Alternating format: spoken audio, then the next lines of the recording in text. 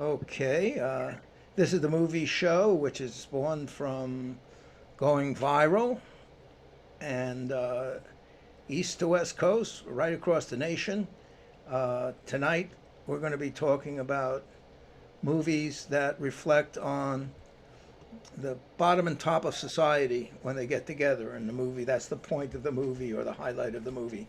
But before we do that, I'm going to play that little theme song that we play in the beginning of our going viral episodes.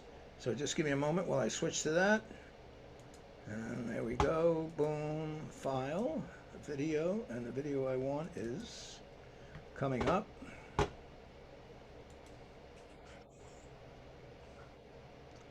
second.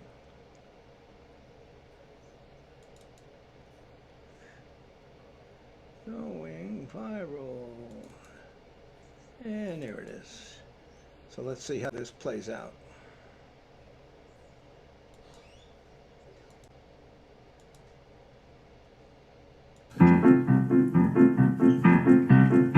The world has caught a virus, so I've written you a poem. We need your help to cure it, so stay the fuck at home. And if you have got 12 kids or you're living on your own, lock it down and isolate and stay the fuck at home. If you think you're not at risk here, you're living in a dome. It spreads faster than a hooker's leg, so stay the fuck at home. I need the gym, I need the beach, I hear you bitch and moan. You need to grow a brain cell and stay the fuck at home. But I feel fine, I don't feel sick. I'll go out on my own. How thick are you, you selfish prick? Please just stay the fuck at home. From LA through to Berlin, from Wuhan through to Rome, there's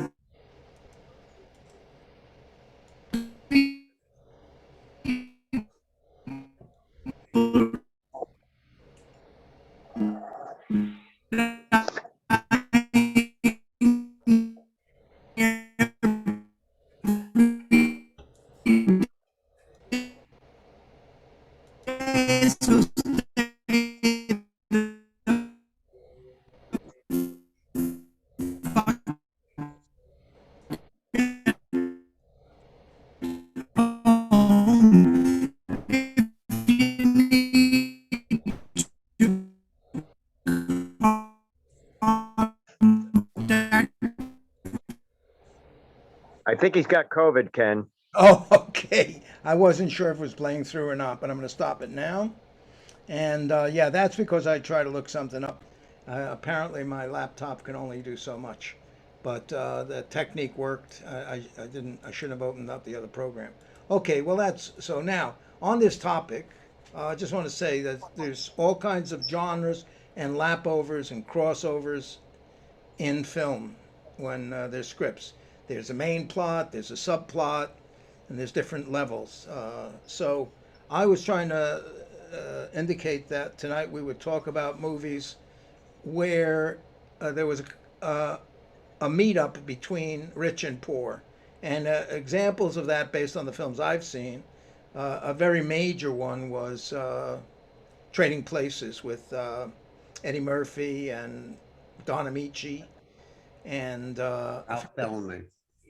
yeah, and right, and they, and then Mick, Eddie Murphy's just a street beggar, sort of a cheap, thief, burglar, uh, pickpocket, and then he meets, and then the two brothers that are very rich and sort of be based on the Koch brothers, they want to see if they can do like a Skinner operation of change a person's environment and turn him into an absolute stellar Wall Street individual, suit and tie, and fool everybody, taking a guy from the street and grooming him up. It's kind of like My Fair Lady. Actually, that's another episode like that, where you're taking the poor and throwing them into the rich.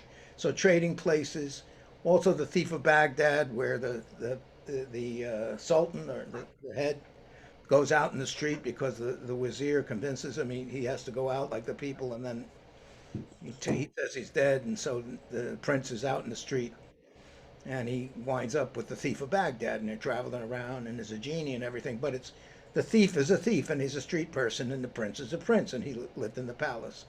And there's the conflict like that. Cinderella's another one. The poor wench who gets chosen by the prince, and there's other movies like that.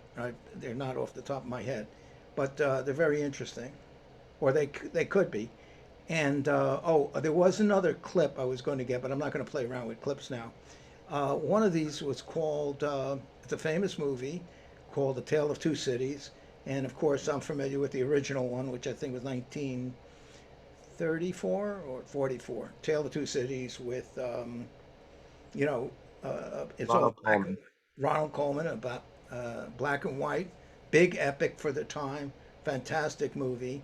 And there was a great scene there that I might go to later. I could give it a try. But of the people revolting. And in the movie, they did it because they were feeding the dogs. They had like a kennel of 12 dogs, hounds, and the soldiers were bringing them beef, spare ribs and everything to eat. And the public was just going crazy because they're starving. So they knocked down the gates. And the concept in the movie was that's what started the revolution because they couldn't put up with it anymore. So it's that kind of a thing. So, and just one more comment on that. There's a full panoply of science fiction movies that cover this. The most recent, one of the most recent one was called Elysium, or Elysium, with Jodie Foster and the guy who's in most movies now, Matt Damon. That's right. And the poor people are living on the earth, sweating and dying to death, and the rich elite are living on satellites or something off the planet. And so there's there's a conflict there and a revolt and so forth. But there are many movies, science fiction movies like that, and we've all seen them all. And we kind of, the interesting thing about the theme is the theme of rich and poor, trading places, prince and the pauper, etc., is an accepted theme that gets used over and over again in film.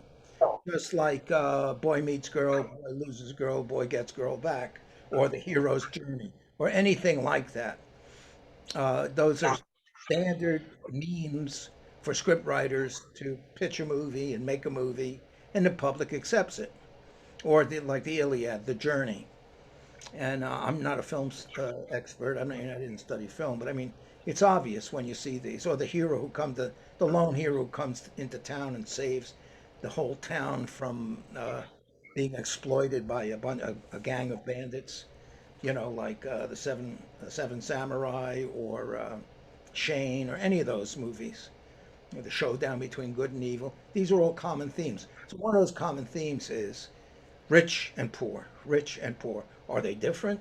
Is this guy rich just because he was chosen? Is his morality and ability and concern and his passion, is that better than the poor guy who was born in the streets? Or and does the poor guy change if he became the rich guy, and vice versa? So that's the theme. But I know Michael has some comments on this. So go ahead, Michael. Tell me what you think about that in terms of which movies you think epitomize this. Well, actually, I mean, this theme goes back hundreds and hundreds of years, actually. But you might say dramatically, it started with it didn't start. Well, one of the key plays about it was Pygmalion, which then was made into a film subsequently with Wendy Hiller and Leslie Howard, and then was turned into a musical, which is My Fair Lady. But it was basically Shaw. It was still very much George Bernard Shaw, who postulated that you could take a poor person just through language, just through changing their language, as well as also the way they dressed and the way they moved, and they would be just as acceptable as a rich person. So, to quote My Fair Lady, it's language that keeps her in her place, not her dirty hands and scrubby face. So that's what Shaw was postulating at the time, that the social and economic divide was so artificial it could be wiped out simply by language.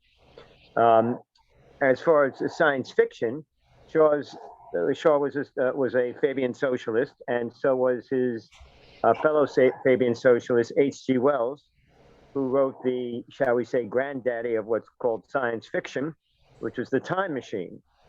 And of course, the definitive film version, which was a 1960 film, original film version with Rod Taylor and Alan Young and directed by George Powell, also epitomized, even though the film was made towards the end of the McCarthy period, so they couldn't go into Wells's socialist ideas quite as firmly, but it's still the whole point of that was this very humanitarian scientist, humanistic scientist who builds a time machine and goes into the far future, hundreds of thousands of years into the future, and sees that society has been separated, literally. The social differences in society have into actually evolutionary physical differences. They've gone into two basically species or subspecies, which is the upper dwelling Eloi, who just swim and laugh and play until they're of age, and then they're taken below by the turns out carnivorous Morlocks, who actually run machines and feed on them.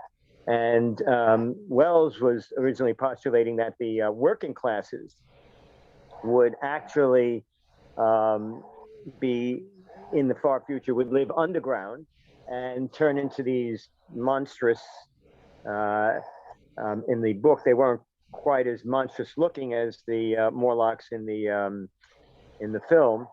And it would actually literally feed on the upper dwellers who had turned into kind of, semi-dead, just pleasure-seeking children or teenagers, and when they were of age would be literally devoured by the Morlocks.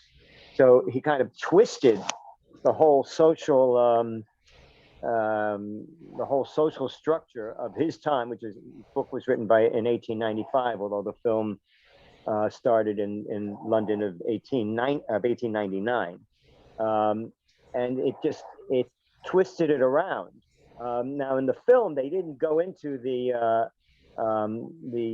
social differences. In this, they were split up because of the aftermath of a nuclear war, which of course happened in the film in 1966, which was 6 years after the film took place. But as much as possible for its time, and the fact that it had been both an MGM British, it was done by MGM British Studios and MGM Hollywood Studios. So because Hollywood was, at least to a large part, involved, again, any political or social comment had to be toned down. But it did have a really, really very clever screenplay by David Duncan and a very well-crafted direction by George Powell, and a very lyrical and intelligent performance by Rod Taylor as the scientist.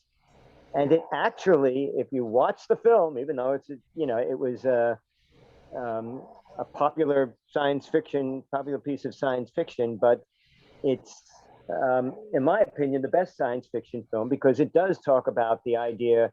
I mean, he basically starts a revolution at the end against. It did popularize and present the oppressed, who were literally being eaten. In this case, the oppressed, the social classes had switched around, but now those who were oppressed actually having to revolt, had been lulled into total apathy and had to actually revolt against the Morlocks that were, again, literally eating them. And it was very interesting. It took the idea of intellectualism and intelligence and made that a very, very positive thing. He was the time traveler, as played by Rod Taylor, was lamenting about the loss of books and how they didn't use their minds, and they needed to use their minds, and that was intrinsic. Although there was the standard Hollywood fight scenes, et cetera, at the end, but that to use their brains and to use their oppression to revolt against the Morlocks and actually have a revolution. In that sense, it was kind of bold for its time in 1960. But that, you might say, also is one of the most ultimate reversals. Again, in one thing science fiction can do is take things to, shall we say, a more blatant extreme than you could with something that takes place in the present day, and it has to be very literal and realistic. So those films like that, and of course, The Time Machine was based on the H.G. Wells novella, which was both the film in 1960 was a major hit, and the novella had been in 1895. It was considered the first major science fiction piece of science fiction, what we would call modern science fiction. And these, I mean, you're dealing with H.G. Wells, just like with Pygmalion and then My Fair Lady, you're dealing with Shaw.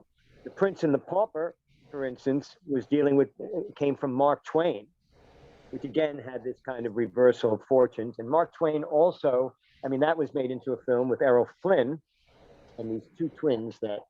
No, wait a minute. Now, Errol Flynn wasn't the one of the Prince or the Pauper, right? No, he was the hero who championed, who helped both of them. Right, yeah.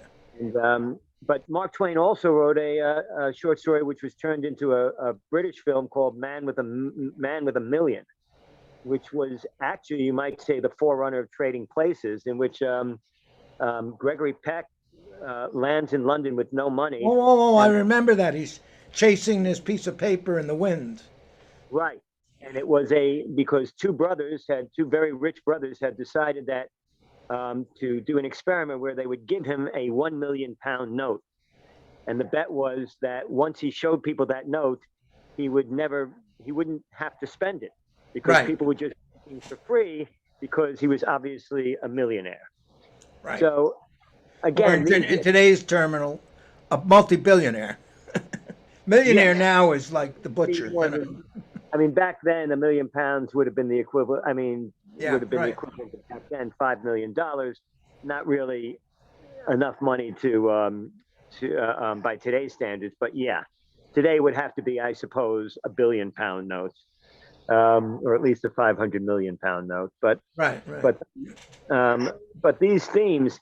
The important thing, though, is that we're talking about where the original source, and of course, this is back in the days when movies, took great novels and great plays and turned them into movies, rather than having people just write. I mean, some movies were original, but the majority were taken from great novels, great plays. As opposed to comic books. Right, as opposed to comic books, exactly. And so we were dealing, what I was just talking about, we were dealing with authors like H.G. Wells and George Bernard Shaw and Mark Twain. I hadn't thought of that. I just wanted to make a comment.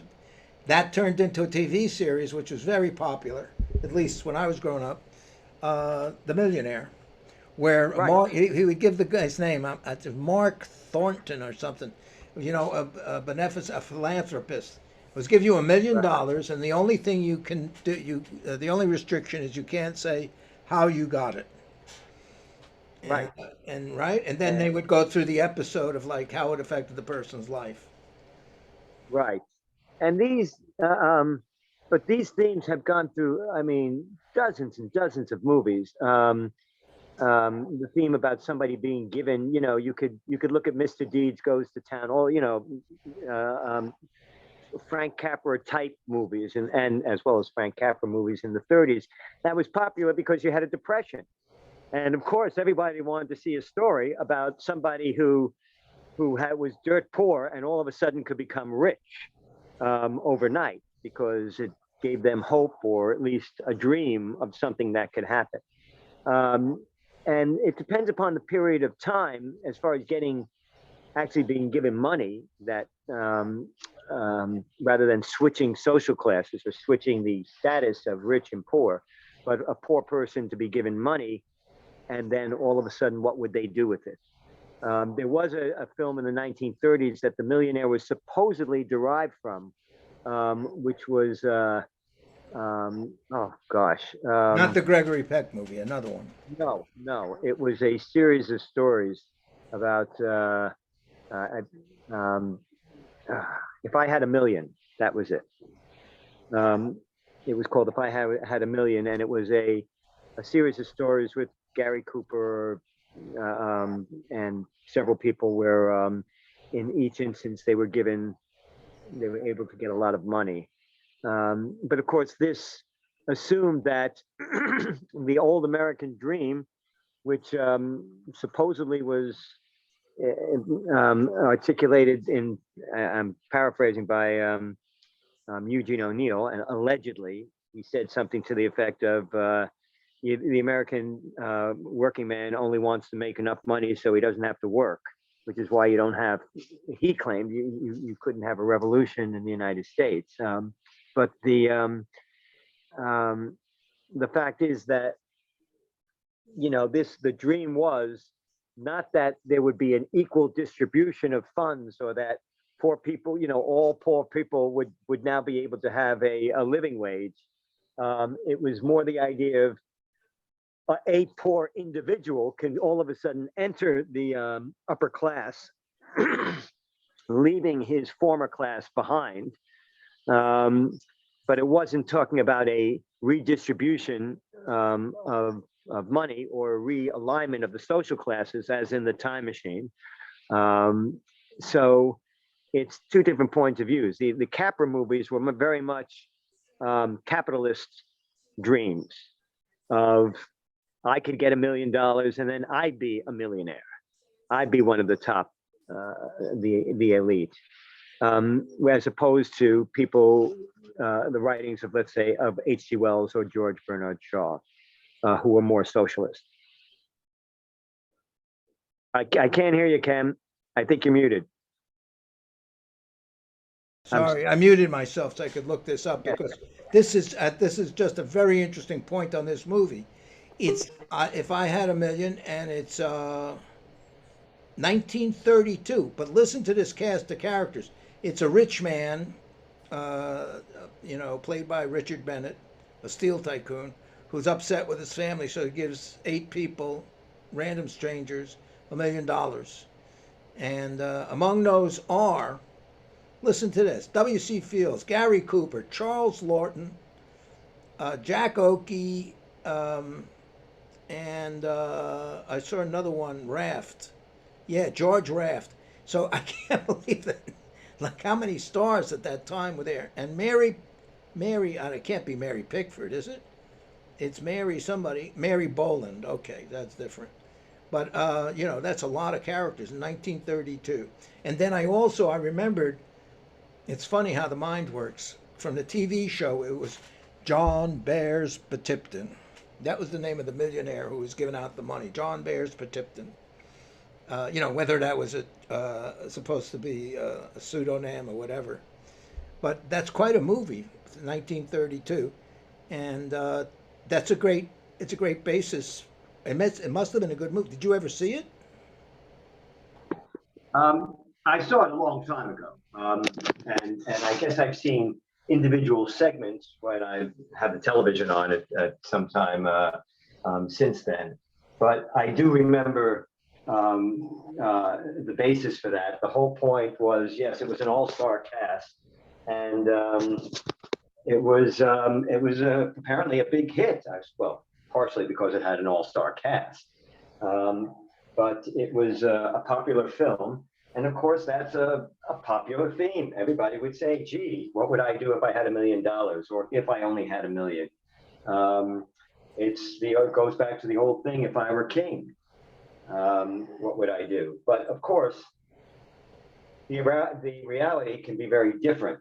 There were more serious films that dealt with people that got into the money classes, and it would either change them, or it would, they would, shall we say, not find happiness, or they would, leave their former social class behind and become one of the oppressors. And that's a very common theme that goes back a long time. But in films, it depends upon where where the film is. America tended to have these kind of rosy, if I had $1 million, I would be happy and I could enter the upper classes and it would be just happiness. Whereas British and European films might take a more insightful and perhaps even darker vision of what would happen there, Okay. and certainly more complex. Yeah, let's ask Dennis. Dennis, what do you think? And is there any particular movie you think that properly demonstrated the difference between class structure, if when a person trades places or something like that? The kind of thing we were talking about. The difference in class structure. I haven't really thought about all this, but I would imagine that it depends on who's making it. I mean, Making the movie. who's making the movie, whether it can be done well. It has to do with ideology a lot, and whether somebody is a socialist or a capitalist. And there are capitalist dream worlds, and there are socialist dream worlds. And I've seen some of those movies. You fellas seem to know more about them than I do. Even though I've seen some of these movies, I was just sitting back and listening and enjoying the conversation. Oh, of this conversation or the one you were watching? Your conversation. Oh, our conversation. Okay. I mean, the two of you seem to have more depth information about this stuff than I do. Okay, yeah. Michael, I just want to ask you a question because you said something about trading places. You used the word oppressor. Do you think, I mean, this is off the topic of films, but well, it's a question of this. I don't think that films portray everyone who's rich as an oppressor. And I don't think they portray everybody who's poor as an oppressor. There's lots of gangster movies where poor people are ruthless criminals and evil, and there's other movies, especially what they call romantic comedies or things like or comedies, where the rich people are just the characters in the movie. Most of these movies about England, like Upstairs, Downstairs, the Duke or the Duchess, the head of the household, that's his job. He's the king, or he's the Duke, or he's the Duchess. Yes, he's in that class, but there's a tier of oppression and dominance lower, with the chambermaids and the head butler and so forth. There's a whole tier of tyranny. The big fish sits on the little fish type of thing, and I think the attitude there, mostly in these British dramas, has been that everybody's got a part to play that they were born into, maybe. And if you were born a prince, well, that's the life, okay. And if you can't meet the requirements of that, you will eventually come to bad terms on it. And the British, one of the things with the British, this is going a little bit off that topic, but I was watching a clip from one of my favorite movies called Zulu, about the Brits in Rhodesia, I think, or somewhere in Africa, where the Zulus were, because the Zulus moved into South Africa eventually, but I don't know where this was. So it was a British fort, and they're surrounded by Zulus. And at that time, which I guess was the 1800s, British royalty or British gentry needed a war to go to because you had to prove your manhood. So you had to join the Lancers or something like that and go out and go overseas and take a position. And that was required. And there was even a famous movie made about it. I can't remember the name, but the guy had a big mustache, and it was like a biography of his life. And he was a typical Englishman. And he had the reason he had the mustache because he had a scar. And the British, of course, are very avoiding. They don't want to draw attention, so you had to grow a mustache to cover the scar. And as soon as I'm sure you know the movie. And it was like the name of the guy, whatever, Mr. Perry. The life and death of Colonel Blimp. That's it, Colonel Blimp. So it was like, so that the royalty had their obligations, and the peasantry had their obligations, and they had to work, have children, and die, But the royalty had to conduct themselves in a gentle in the manner of a gentleman, you know, Well, and be the chivalrous. fact is, if you bring up the movie Zulu, the thing about Zulu was, yes, the Zulu Wars were had to do with the British colonialism at the time, and um, sometimes that colonialism could be kind of nasty, um, as all colonialism, excuse me, can be, obviously, and very often is very nasty. It's colonialism, but in the film, the key thing was that the company, it was a company of British soldiers, which usually numbered about 127, was a Welsh company. And one of the producers, one of the co-producers, the producers of the film were Cy Enfield and Stanley Baker, who was also the star of the film. Stanley Baker was an excellent British actor, and he was Welsh. And he tried to a large extent, play up the idea that this is a Welsh regiment, and the Welsh themselves had their history of, some oppression in Britain itself. So it was almost, I don't want to say the Welsh were colonized. They weren't under colonial rule by Britain, but it was these Welsh, shall we say, lower class, or certainly not of the upper class, this company from a Welsh regiment. And there actually was a character Michael Caine played in his first major film role, in which he played an upper class Michael Caine. Ironic, since Michael Caine was a Cockney, but let's face it, he was an actor. So he played an upper class British officer, and there was some discrepancy between them. Stanley Baker's more working class Welsh officer, and although I'm not sure Chard was all Welsh, and Michael Caine's character. And then the fight with the Zulus, even though by today's standards it may even look sort of racist or something, but at the time the Zulus were portrayed as very brave warriors. So it was almost a fight between tribes, the Zulu tribe and the Welsh tribe. It was very subtle in that respect, but it still I see. was. Oh, that's very interesting. So two tribes from two different regions of the planet Yes. meet on this battlefield. Right. That it was kind of, I mean, they tried to present it that way, so it seems, but still the Zulu Wars, obviously, I mean, that was the Battle of Rorke's Drift, which was a major victory for this this company of Welsh Fusiliers, I believe, and it had followed a major defeat by the British at the hands of the Zulus at Zonalanda, Right. which had happened, I think about 24 to 48 hours earlier.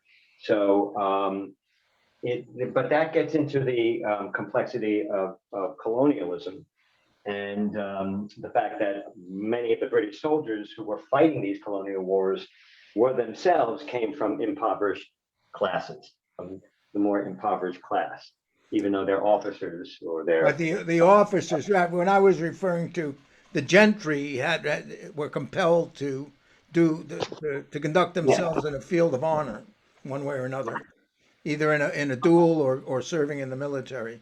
But right, just the officers. Right, but Dennis brought up a very good point, I think, which is a very important point, was it does matter who's making the movie.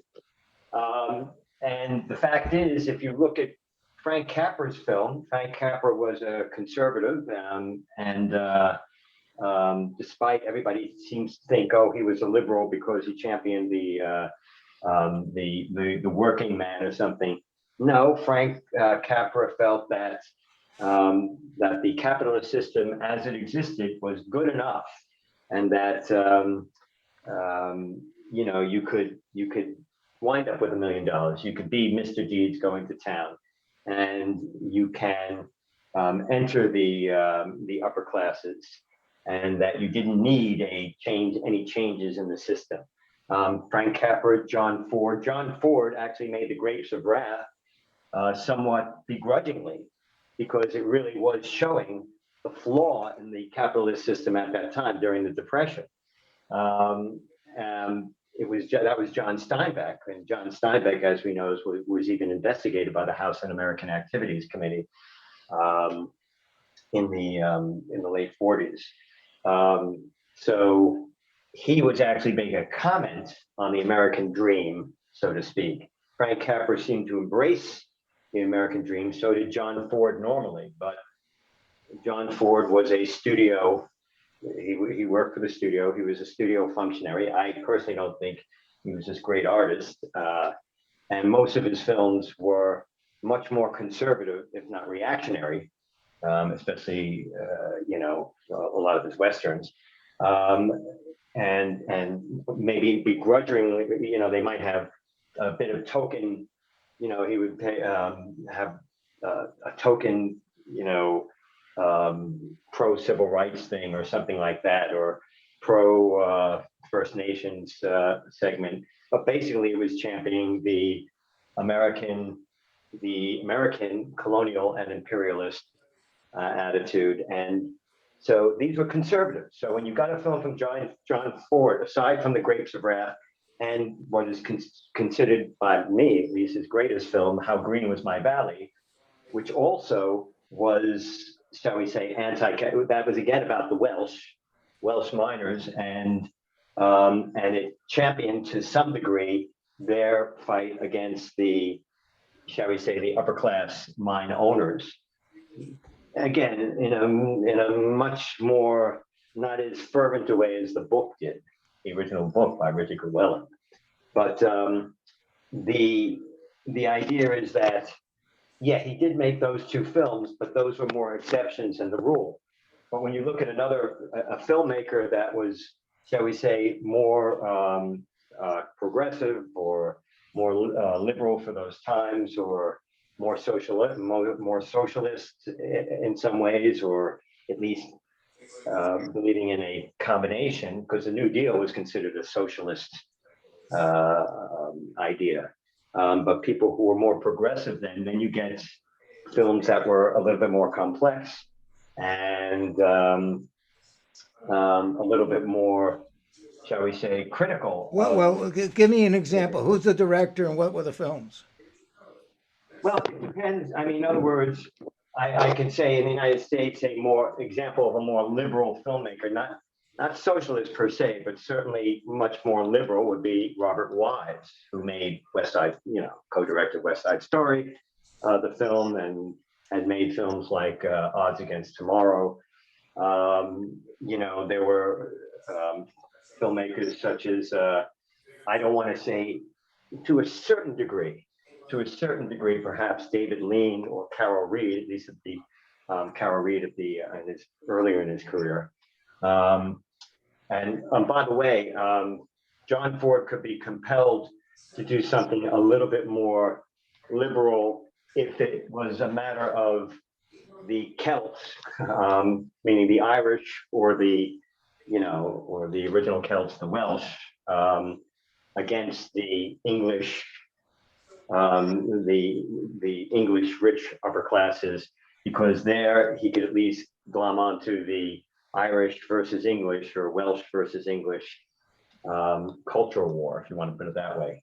But no, they were filmed. I would say Robert Wise to a certain degree, Mark Robson. Most of the filmmakers in the 50s and 60s, Stanley Kramer, who was a great liberal. I don't want to say he was certainly not a socialist, but he was a great liberal filmmaker. Not, perhaps great artistically, but he was this big liberal filmmaker. Well, he made the movie about coming to America with the Greek guy. Came across on a ship. That was Kazan. Oh, Kazan, right. Elia Kazan started out as a very progressive liberal person until he, to use a term popular from my upbringing, he ratted out people during the McCarthy hearings. And then he started becoming more embracing of, On the Waterfront is really an apologia for for ratting, for informing on your friends. Prior to when he did that, he would make films like, obviously, A Tree Grows in Brooklyn or A Panic in the Streets, in which he championed a more liberal, if not somewhat socialistic point of view, or with elements of socialism. William Wyler was considered a more liberal filmmaker. William Wyler, as a matter of fact, was attacked by Cecil B. DeMille at a meeting of the Directors Guild for being too liberal and therefore supportive of the anti-American forces. Cecil B. DeMille was an old-time anti-communist right-winger, and he actually supported the blacklisting, at least for a long time. And so they were the Wait. Let's get this straight. There's two guys were arguing. Which one supported the McCarthy? Cecil B. Wyler or someone else? B. DeMille. William Wyler, who, unlike Cecil B. DeMille, had actually Right. So just to get straight, DeMille supported McCarthy, not Wyler. Yes. Okay. Yeah. He was trying to get the Directors Guild, so the story goes, to support the blacklisting, and of course, William Wyler was totally against it. So Right. William Wyler. I'm going to shift this. I'm going to interrupt a second. You're talking about the Sure. directors, and what Dennis said is true.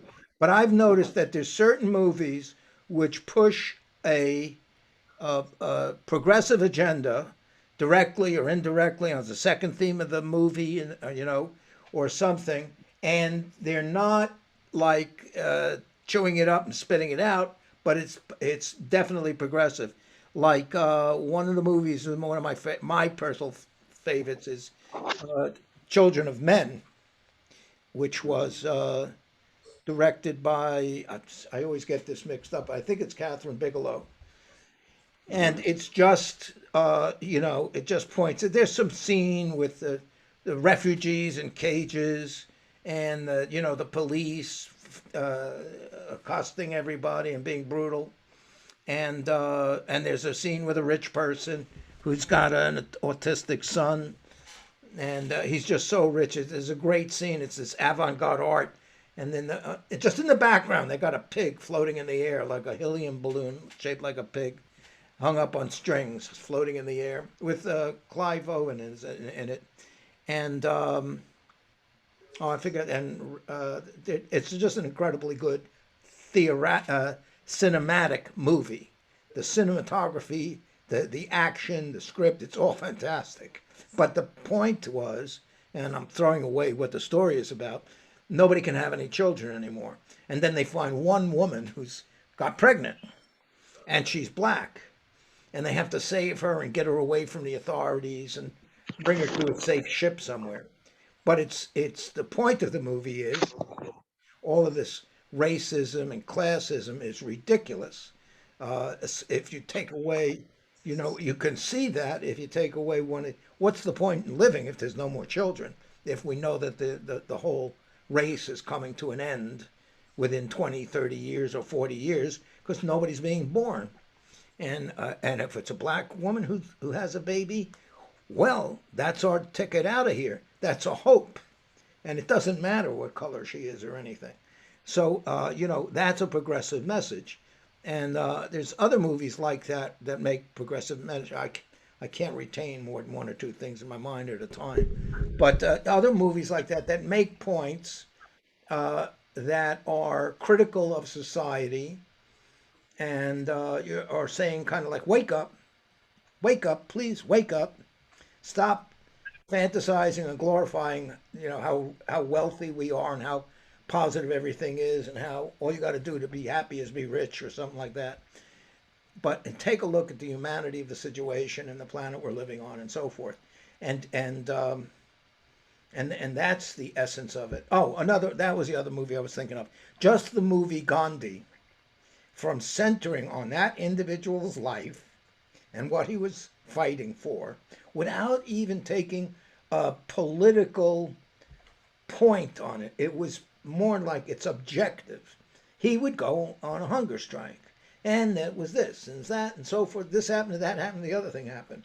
And, whether you agree with it or not, it was right, it was good strategy or bad, but we're taking a look at this. We're elevating this person up to the point of doing a, $100 million production on the history of his life. And that movie had a lot of influence on people because the majority of the population really gets their education from films, especially if they didn't go for a poli-sci degree in some Ivy League college.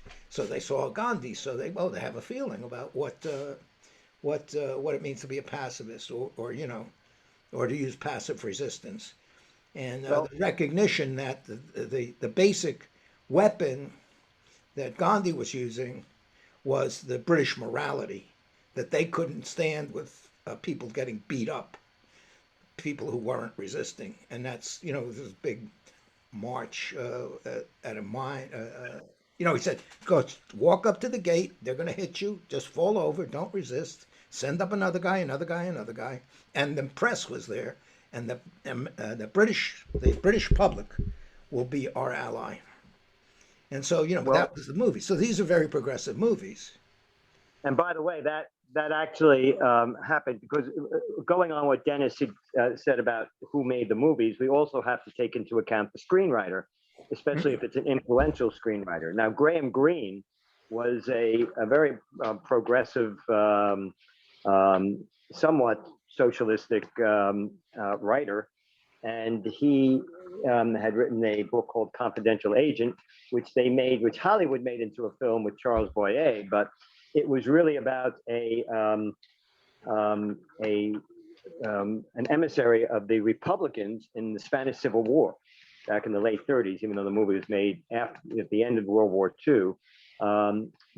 And he was the hero fighting against the fascist royalists from Franco's people, who were, and it took place in England. He was trying to raise money in England from a British upper class, rich industrialist.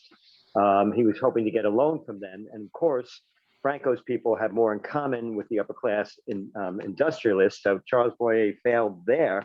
But what he did manage to do is convince the workers at the factory of the British industrialists to, embrace his cause. And that was a significant scene in the film. So in that sense, that film was more progressive, but they were taking it from a Graham Greene story. Graham Greene also did work on a couple of screenplays, but he had a rather dark view of, shall we say, the capitalist industrial colonial, certainly the colonial state and imperialism.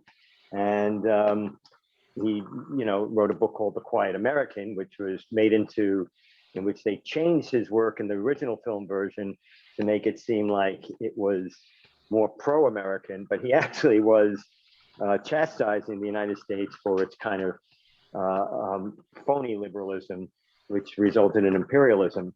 That didn't turn into The Ugly American with Marlon Brando. It's different. The Ugly American was a more progressive film. It was really, and it was based on a book, which was really a compilation of stories, fictional stories about America's involvement in Southeast Asia. The Ugly American was probably, because that was 1962, one of the first films to take to task America's involvement in Vietnam. It was because you had a country called North Sarkan and South Sarkan, and it was basically saying that America's support for fascism was only encouraging the communist incursion of Soviet. North Sarkan, right? Yeah. They just changed the word Vietnam to Sarkan. Right. So it seems. So that was it was loosely based on more loosely based on the book.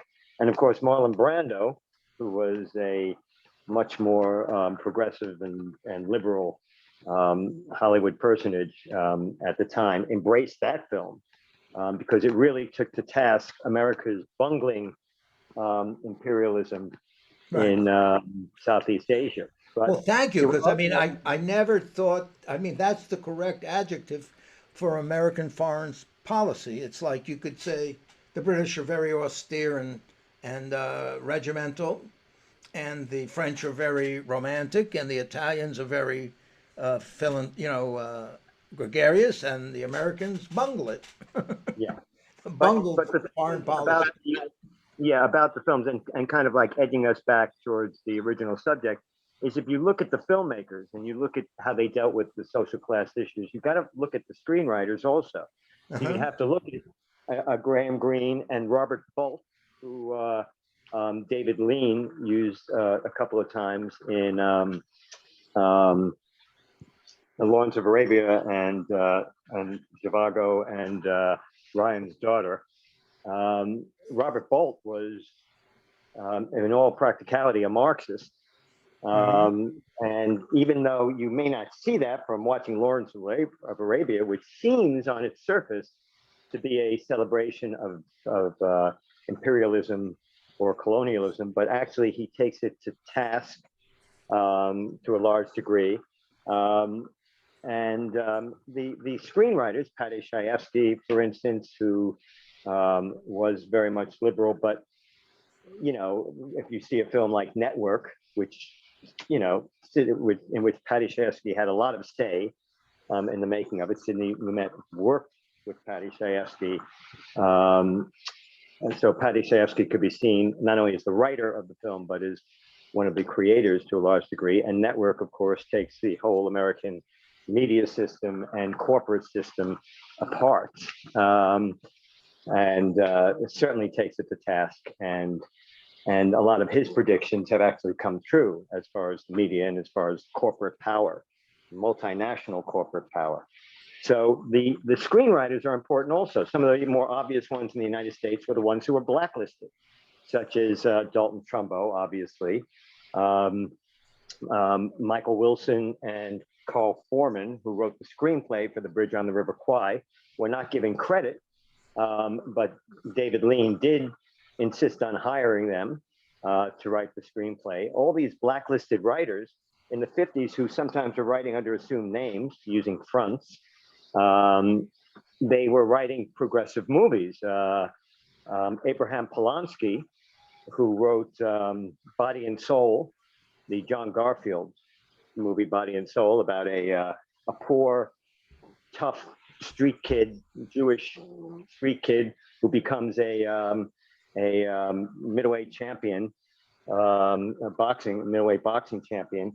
But that was certainly talking about the corruption of money and the moneyed classes over the poor. In other words, that was a rich versus poor thing. And that came even more to the fore in his subsequent film, which he also directed, Abraham Polanski, which was Force of Evil, which also was about John Garfield played again, again, the tough Jewish kid, but this time he became a lawyer who was defending his brother, who was a bookie, against these big time mobsters who represented the money classes, the power elites, or the corporatization of the moneyed elites.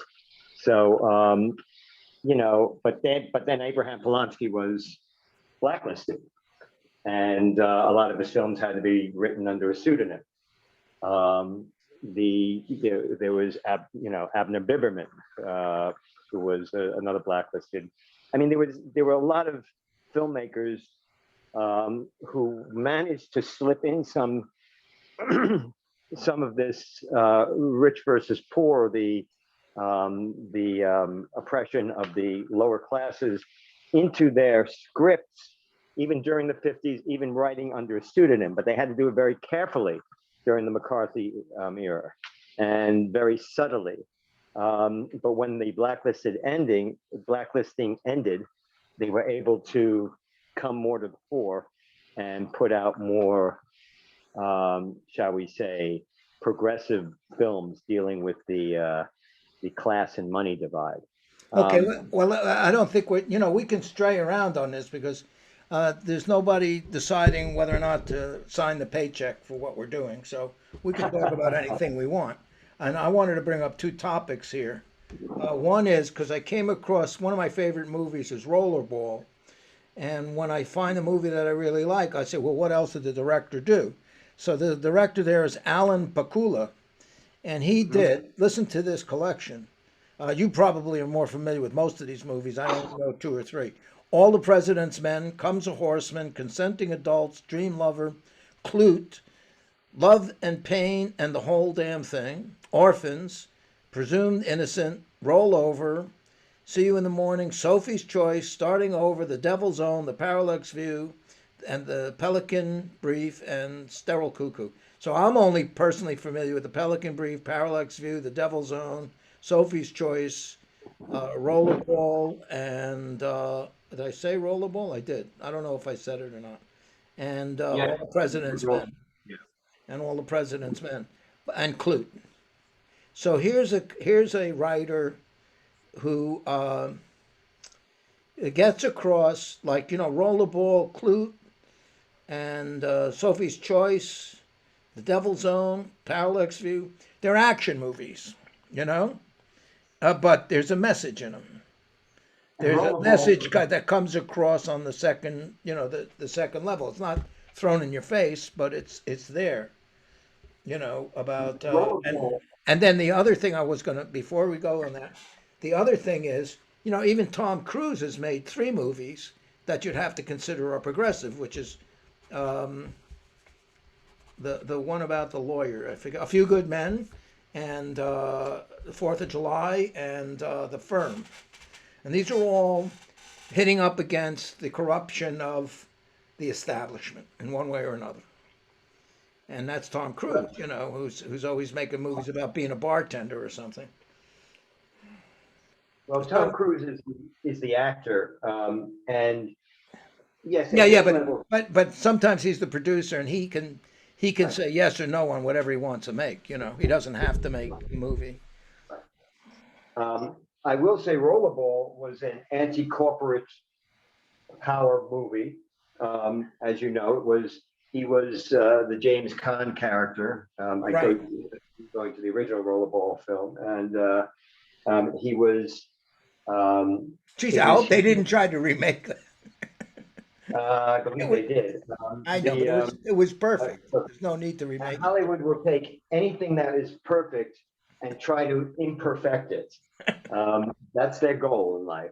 And we see that. I mean, they remade the film I talked about, The Time Machine, several times, and now they're even Spielberg, in his lack of wisdom, is even trying to has even remade West Side Story, which was not only unnecessary but counterproductive. But anyway, however, Alan Pakula was a progressive filmmaker. He had also co-produced with Robert Mulligan, who was a very good filmmaker, somewhat on the lines of Robert Wise,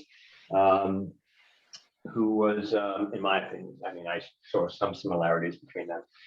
Very good filmmaker who had made movies like Love with a Proper Stranger and To Kill a Mockingbird. And so together they had, Pakula had co-produced some of these more progressive movies that Robert Mulligan had made. But the films like Rollerball, these kind of things of the individual against corporate power. Of course, when that came out, that was kind of at the cusp of all these movies that were coming out about such as the China Syndrome and Silkwood, the anti-nuclear films, such as that. All these films that were coming out that were pitting the individual against corporate, this multinational corporate state. No, the one by Julia Roberts. Julia Roberts, remember? Right. Love Aaron Canal. Brockovich. Yeah, Aaron Brockovich. Brockman, right. Which was based on the true life lawyer. Those movies, but that was already the 70s when everything had opened up. When the studio system started, where it really started losing this total power over the mainstream film industry in the 50s.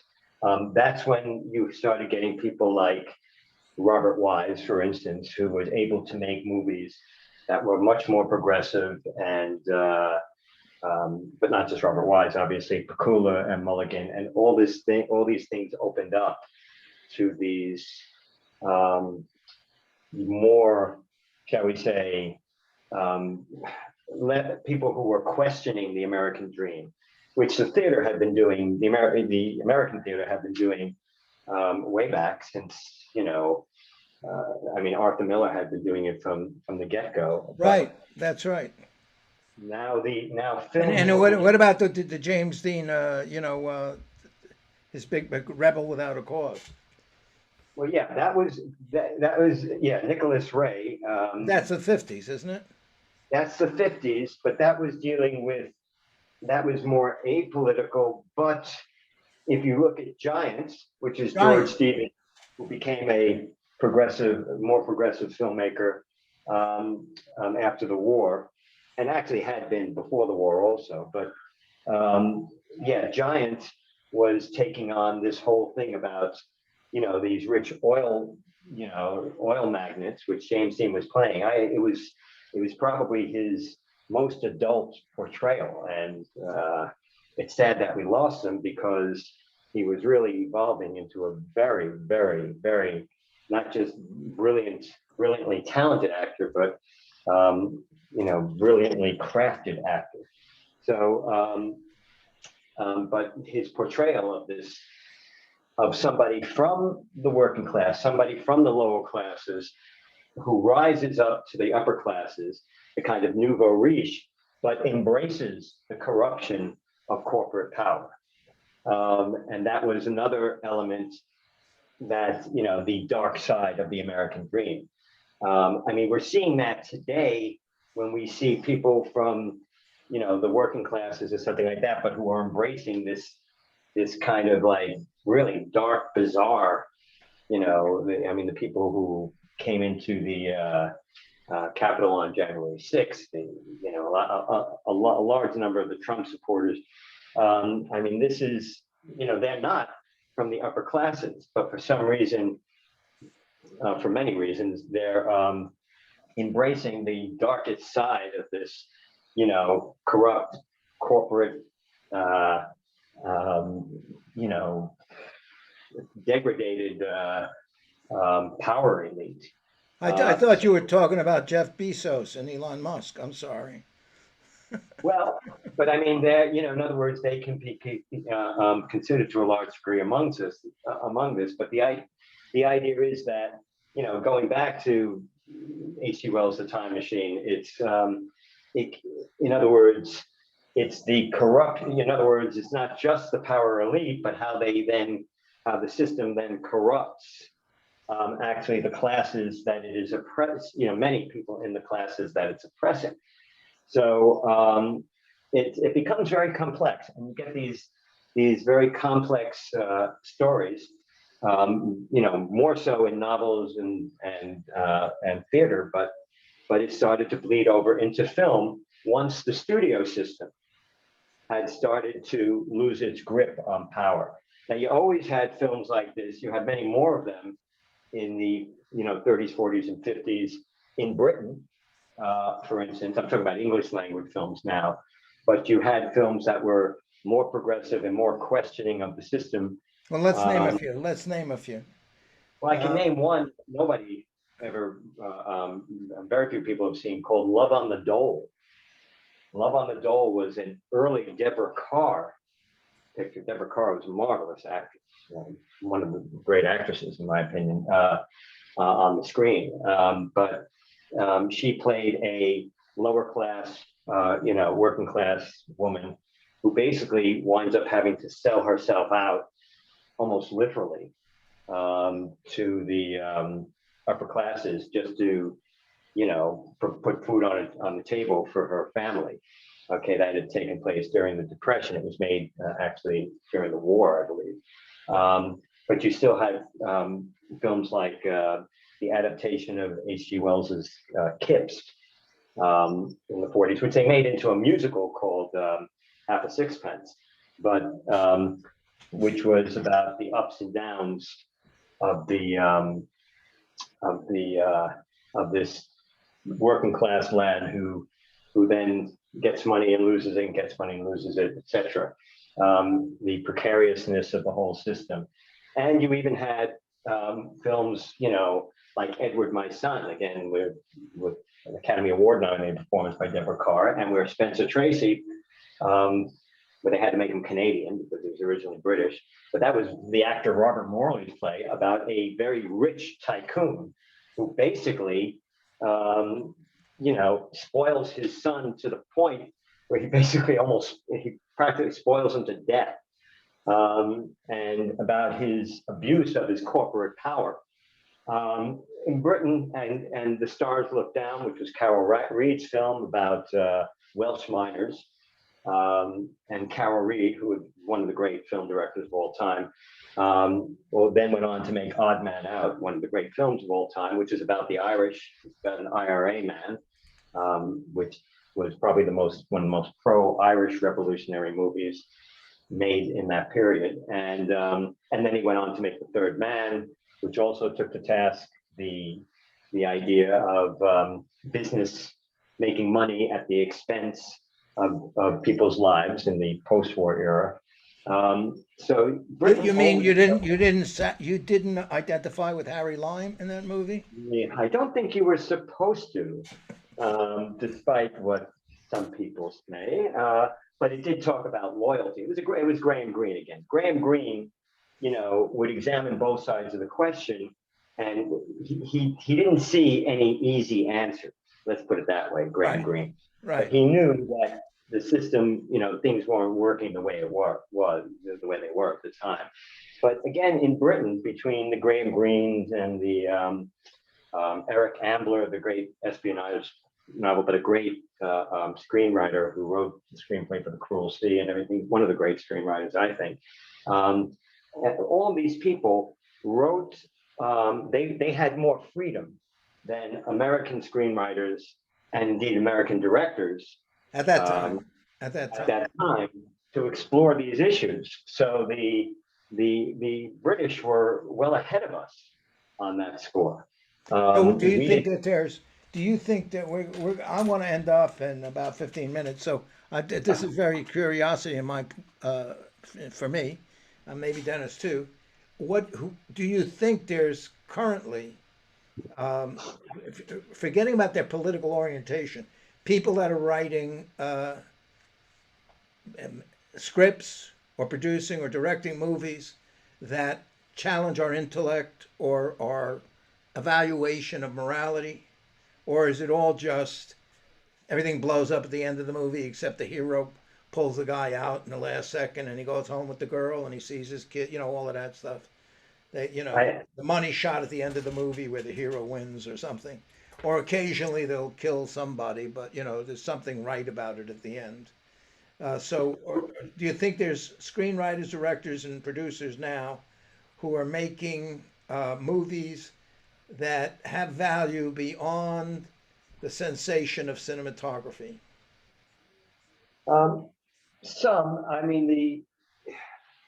Basically the problem is that Hollywood, the film industry, the mainstream film industry has become very corporatized. So they'll pay lip service to popular, shall we say, liberal or progressive ideas. But I think, it has to be balanced out about what's going to make money or anything. You don't see as many bold films made by Hollywood, let's say, or by mainstream filmmakers, and especially bold in the subject area we're talking about. But the foreign films have been doing it quite a bit. But American films, it's kind of a trade-off. We're no longer in the studio days of the 30s and 40s where they had to adhere to not only the morality codes, but the political codes as well, which the political, shall we say, censorship that was going on. However, there's kind of a self-imposed corporate money-making situation where, or an appeal to the lowest common denominator, and trying to be everything to everyone, but making sure they don't alienate people, which is in keeping with the studio days. I would say, to me, as far as this goes, the heyday probably would have been from the late 50s through maybe up until the early 80s, when the system, at first the studio system fell apart, and before the corporate, the large multinational corporations took over. And what they're doing, they're looking right now. It's not kind of a self-imposed censorship, but they're looking at the bottom line, which is money, how much money they can make from as many people as they can make it from. They're corporations. That's what they do. So it's, there's, in some ways it's more progressive because when society becomes more progressive, the film industry will follow society in its most simplistic way, in the most simplistic way. But you don't have the complexity that you would have, let's say, in American films in the late 50s and early 60s, and then the late 60s and early to mid 70s. You're not going to see as much of that complexity, and certainly not as much complexity as you saw in the British films of that period, or today in British films of any time, and certainly not in European film. So it is, what it really comes down to is the bottom line. But I'd like to hear what Dennis has to say about all this, if he can chime in again. You're muted, Ken. I would say this conceptually, we're talking about equality and inequality. And we've just gone through a period from the Reagan era on of great inequality. And the system is just about opening up now. And I would say we're in revolutionary times. Not that we're going to necessarily have a revolution, but we're in a time when there are revolutionary openings for people who have leadership, and if we can organize. But this, I think the whole period from Reagan on until Occupy Wall Street, the great financial recession, I guess they call it, or depression. The 2008, that was the beginning. That was the opening for eventually Occupy Wall Street, and that was the opening. And we're starting to see a lot of organizing now, but we've gone through 40 years of reactionary times, I would say, and things are just moving. They could end up being clamped down for whatever reasons, but I think we're going to go for a while, and that should be I think that's all reflected in the movies. I think that, wouldn't you say? Well, hopefully, it will be. Again, movies now are at least a step behind society. But yeah, I hope you're right, Dennis. That movies will begin to, or at least be forced to reflect that more and more. Right. That's what I'm thinking. There's a time to become progressive. Let's just say progressive, and they become, the more progressive the times are, the more chances for the movies to be progressive. That's what I would say. And the other thing I would say is that the themes that we're talking about a lot have to do with equality and inequality. And what we're looking for in a socialist future is equality, something that Isfan Mezaros, who's now deceased, um, called substantive equality. That's what we're looking for. And I think you guys were having a great discussion, actually. I think you're both like very, very, very understanding of what we've gone through with, especially with Hollywood. Let me leave it as that, okay? Okay, thanks, Dennis. Uh, I just wanted to ask Michael, what is your viewpoint on movies by Spike Jones and Charlie Kaufman? Spike Jones, he did Being John Malkovich, Her, Where the Wild Things Are, Mhm. Adaption, Jackass, and Three Kings. I'm gonna stop on Three Kings. He did some others after, before that, but Three Kings was one of a really standout movie for me because it was, contemporary about the Iraq War, and it just took it like a non-political viewpoint, and brought in this fantastic scene about this family, an Iraqi family, an Iraqi guy. They captured a guy, and they said they were pouring oil down his throat, and they were saying like, you people killed my family. You killed my entire family. So it's just a little scene in the movie, incidental to the story, but it was a very good movie, and it showed, human nature, whatever side you're on, there's still human nature, greed, fear, courage, honesty, dishonesty, and so forth. So, but what do you think about producers like that are making movies that are outside human thought and argument? Like Being John Malkovich, Her, Where the Wild Things Are, and Three Kings, and other movies, and the movies by, I think it's Charlie Kaufman who did the Truman Story, and the the movie where the girlfriend's going to erase her boyfriend from her memory. I forget the name of it. It's something about this sunshine. I can't remember the name. But those offbeat directors, and including Spike Lee. So Um, they're not corporate. well, Spike Lee is very mainstream now. He's independent. I mean, he calls his own shots, but um, he's very mainstream, obviously, um, and he has a lot of power in the industry.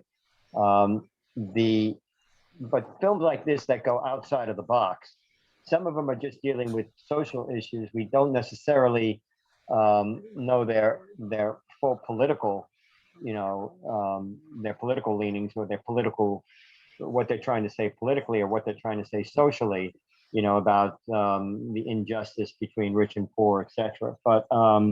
The but again, any film that explores things in a um, in an out of the box sort of way, which gets us to think in a non, shall we say, mainstream type of way, or to see things that we may never have even thought of looking at in a way that we may not have thought of looking at it. Um, these films are, yes, progressive. They have value, but again, they're even if they're successful, sometimes successful, they're still sort of out of the mainstream. They're not the comic book Spider-Man type of films, something like that. They're out of the, shall we say, the very commercial film industry, and they're more independent. Yeah, those films have value. I mean, Orson Welles used to work. I mean, basically worked almost totally outside of the mainstream. Um, and you have films like he was able to say things in films like Touch of Evil when Charlton Heston would say to Orson Welles, when Orson Welles says, "Are you trying to make my job?" Orson Welles is a corrupt cop, and he says, "You're trying to make my job difficult." And Charlton Heston would answer, "It's supposed to be difficult. A policeman's job is only easy in a police state." Well, you weren't going to hear a line like that in a typical Hollywood, soap opera or something. So whenever somebody goes outside of the mainstream, be it the mainstream filmmaking or mainstream thinking, yeah, it has value.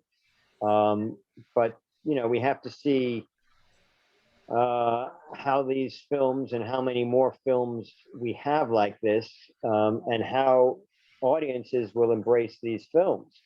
Again, some of them go to the status of cult films, where they have a niche market, but they're not embraced by the population at large, and that's what worries me. I mean, I hope Dennis is right, but if people start saying, the hell with these supposedly artistic films, or these films that are trying to get us trying to get us to think on multiple levels, we just want to have bubble gum, then we've got a problem. I remember Paul Newman once said to a bunch of students, he said, I'm not worried if we're going to have great actors in the future. He said, we'll always have great actors, we'll always have great writers, we'll always have great directors. He said, I'm just worried if we're going to have great audiences,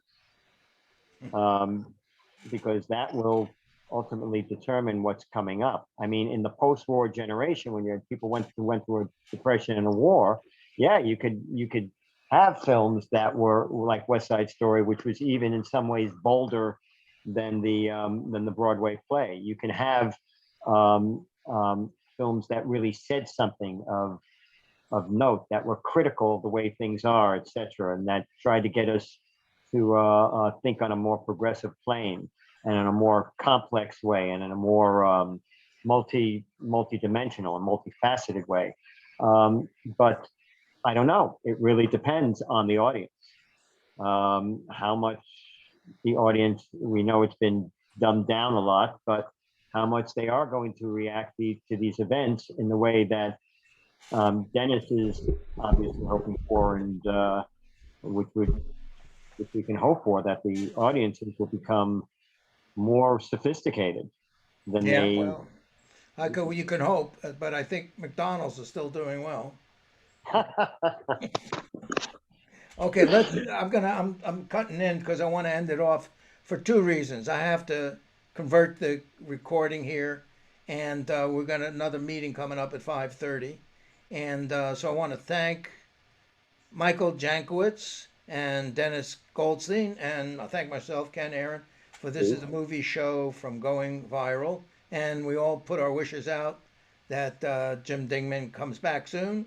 In a couple of days. He's off on a medical cycle, which I think will do well.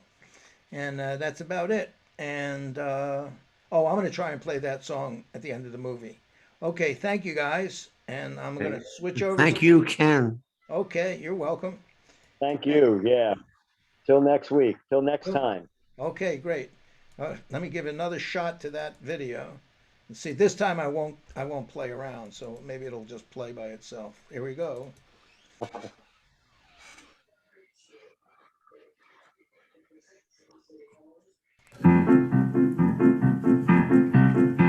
The world has caught a virus, so I've written you a poem. We need your help to cure it, so stay the fuck at home. And if you have got 12 kids or you're living on your own, lock it down and isolate and stay the fuck at home. If you think you're not at risk here, you're living in a dome. It spreads faster than a hooker's leg, so stay the fuck at home. I need the gym, I need the beach, I hear you bitch and moan. You need to grow a brain cell and stay the fuck at home. But I feel fine, I don't feel sick.